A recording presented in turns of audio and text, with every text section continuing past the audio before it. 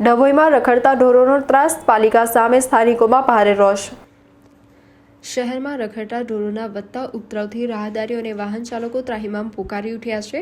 વડોદરી, ભાગોળ, લાલ બજાર અને station road જેવા મુખ્ય વિસ્તારોમાં પશુઓના અડિંગાથી અકસ્માત અને જાનહાનિનું જોખમ સતત તોળાઈ રહ્યું છે।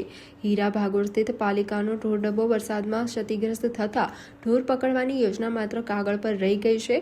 કોઈ મોટો અકસ્માત સર્જાય તે પહેલા પાલિકા તંત્ર તાત્કાલિક ઢોર ડબ્બાનું સમારકામ કરાવે, કડક ઝુંબેશ હાથ ધરે અને બેદરકાર પશુપાલકો સામે દંડાત્મક કાર્યવાહી કરે તેવી સ્થાનિક રહીશોમાં ઉગ્ર માંગ ઉઠી છે।